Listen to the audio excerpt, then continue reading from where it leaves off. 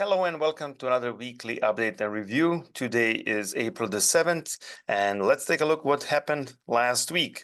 The first thing we'll do, as usual, just take a quick look at our weekly performance. And as you can see right here, we are down for the week 2.41, which is far greater than the market. Market has been down just short of 1%.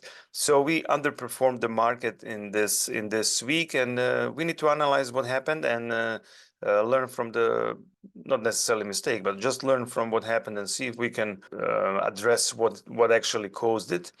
And as you can see right here on the right hand side, we diverged a little bit, went down. Now, none of this is a big deal at the moment. If you look at the realized, we're just going along. None of this is realized losses, but nonetheless, it is a pullback, and I am always looking at the net lick as my measure, and I don't like to go down further than the market.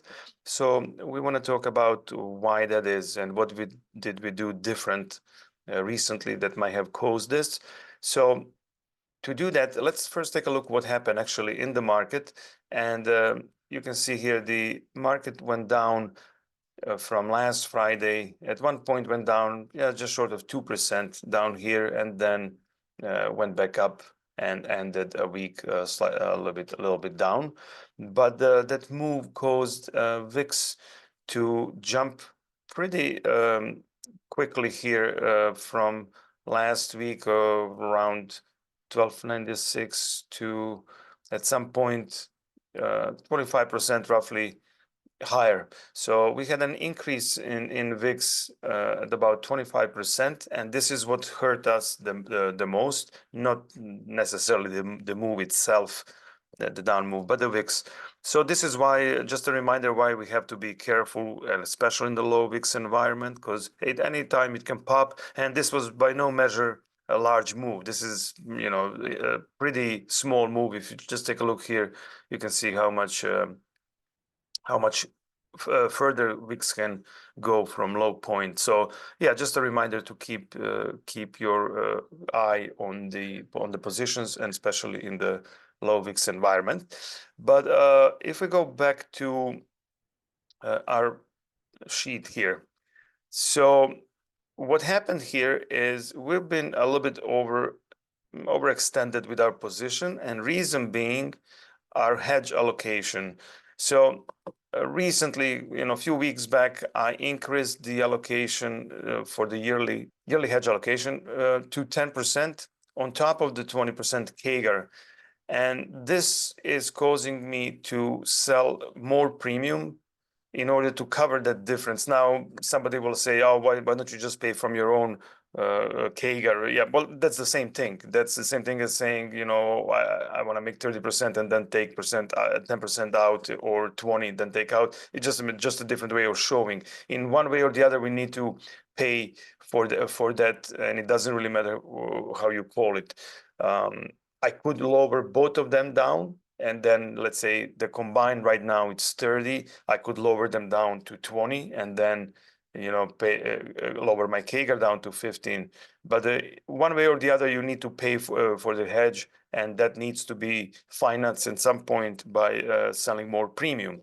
And for us, this means that we've been selling more premium. If you take this out, let's say to zero, you can see that the weekly target is 970, where with the 10%, it goes back up to almost 1,300. So that's like 400. That's a significant jump in premium sold.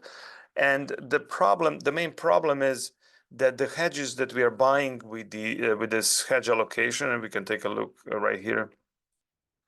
We're buying rolling puts at a very low delta that are more they're designed to kick in at a really strong pullback, not at this medium-sized pullback of few percentages that's rather meaningless in a big picture. So they're not going to kick in here at this point, while we still have to finance them and increase our current risk, because for all the premium that we sell, that is still open, we're increasing our value at risk, our full book wipe loss.